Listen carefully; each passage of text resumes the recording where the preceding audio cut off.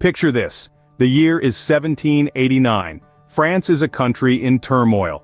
The nation's financial state is in shambles. A crippling debt brought on by decades of war and extravagant royal spending is pushing the nation to the brink. The common people, making up the Third Estate, bear the brunt of this hardship, struggling to put bread on their tables. Meanwhile, the First and Second Estates, the clergy and the nobility, enjoy privileges and wealth, exacerbating the deep-seated inequality.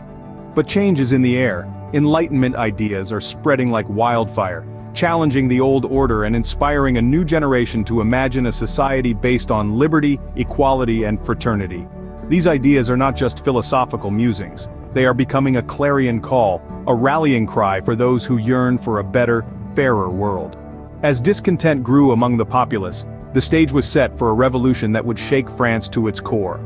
On July 14, 1789, an event occurred that would become the symbol of the French Revolution.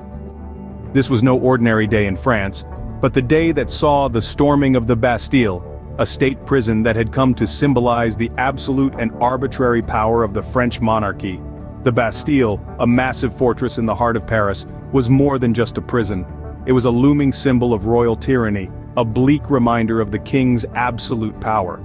Its towering walls, soaring turrets, and dark dungeons embodied the oppression, the injustice, and the sheer weight of the monarchy's rule. On that fateful day, an angry and desperate crowd, driven by poverty, hunger, and the desire for liberty, stormed the Bastille. The crowd was diverse, made up of artisans, workers, and even some bourgeois citizens, all united by a common goal: to bring down the symbol of their oppression.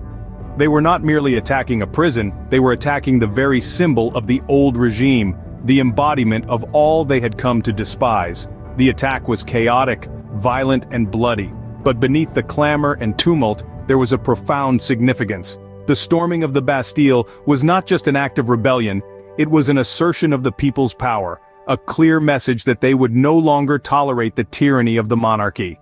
The fall of the Bastille had an immediate and dramatic impact on the revolution. It marked the end of the old regime and the dawn of a new era. The monarchy's absolute power was shattered and the path was paved for the rise of the Republic. The French Revolution had been ignited and there was no turning back. The storming of the Bastille was not merely a historical event, but a turning point, a symbol of the people's struggle for liberty, equality, and fraternity. It was a loud and clear declaration that the people were the true sovereigns of the nation, not the king.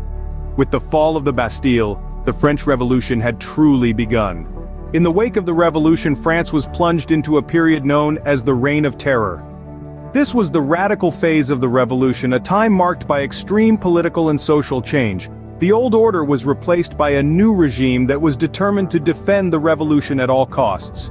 Maximilien Robespierre, a lawyer and politician, emerged as the leading figure of this era.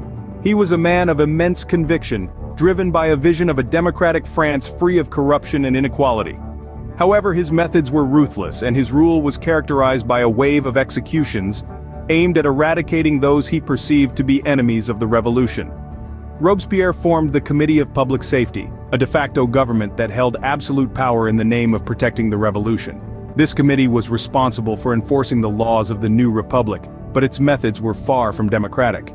Due process and the right to a fair trial were often overlooked in favor of swift and brutal justice. The guillotine, a symbol of the Reign of Terror, was used extensively during this period.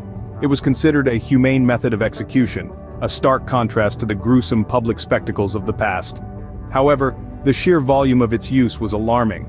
Nobles, clergy, and commoners alike, anyone deemed a counter-revolutionary, met their end at the blade of the guillotine. The streets of Paris ran red as the death toll climbed into the tens of thousands. Yet the Reign of Terror was not to last. The very mechanisms of fear and violence that Robespierre had used to maintain control eventually turned against him. His increasing paranoia and the relentless pace of executions led to his downfall. The revolution had devoured its own, and Robespierre met his end at the guillotine, the instrument of death he had wielded with such fervor. The Reign of Terror, a dark and bloody period in French history, ended with the execution of Robespierre himself. This period serves as a stark reminder of the dangers of unchecked power and the devastating effects of political extremism. As the dust settled on the Reign of Terror, a new figure emerged on the French political scene. His name was Napoleon Bonaparte, a man of Corsican birth, yet French at heart. Napoleon was a military man, a strategist with an uncanny knack for battlefield tactics. But above all, he was a man of ambition. With the French Revolution leaving a power vacuum, Napoleon seized the opportunity. He had already made a name for himself in the French army, proving his mettle in campaigns across Europe and Egypt.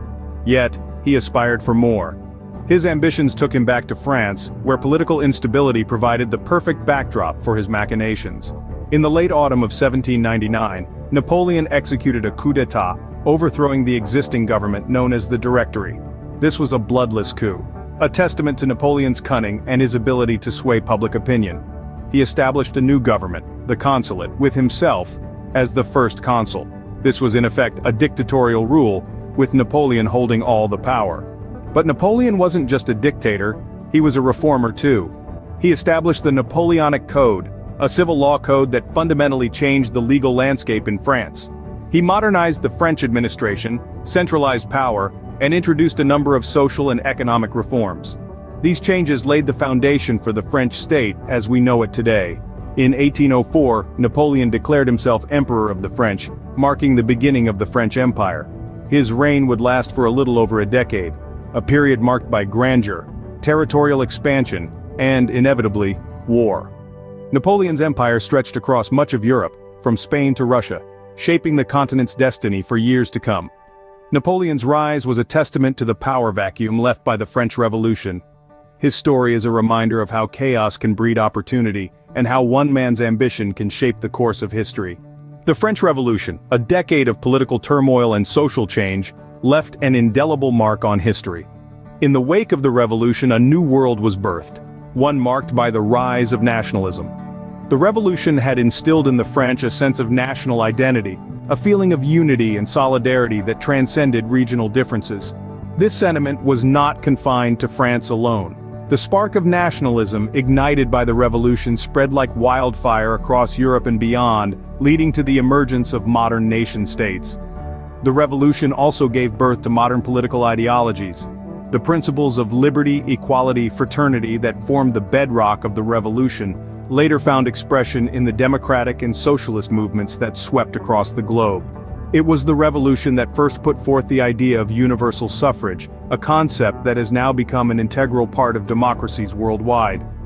Furthermore, the revolution led to the separation of church and state, a radical idea at the time, which has since become a cornerstone of secular governments. It challenged the divine right of kings, and questioned the very foundation of monarchy, paving the way for the rise of republics. The French Revolution was not an isolated event. Its influence was not limited to France or even Europe. It inspired other revolutions around the world. From the Haitian Revolution in the Caribbean, to the revolutions of 1848 that swept across Europe, the echoes of the French Revolution were heard far and wide. It served as a blueprint for those seeking to overthrow oppressive regimes, and establish a government of the people, by the people, for the people. The revolution, however, was not without its dark side. The Reign of Terror served as a grim reminder of the potential for violence and chaos in the pursuit of radical change. Yet despite its bloody legacy, the revolution continues to inspire. The French Revolution, a testament to the power of the people, continues to inspire and fascinate us even today. The French Revolution, a time of great turmoil and change, has left an enduring legacy. We've journeyed from the dawn of the revolution, where the seeds of liberty, equality, and fraternity were sown, to the storming of the Bastille, a pivotal moment that marked the fall of the monarchy. We've witnessed the Reign of Terror, a period of extreme violence and radical political change, and the rise of Napoleon Bonaparte, a figure who would forever alter the course of European history. This revolution was not just a French affair. Its echoes reverberated around the globe, influencing political ideologies and inspiring other revolutions. It gave birth to a new world where the common man could question the divine right of kings and demand his freedom. Remember, history is not just about the past, but about understanding our present and shaping our future. Thank you for joining us on this journey through the French Revolution. Don't forget to like, comment, and subscribe for more historical insights.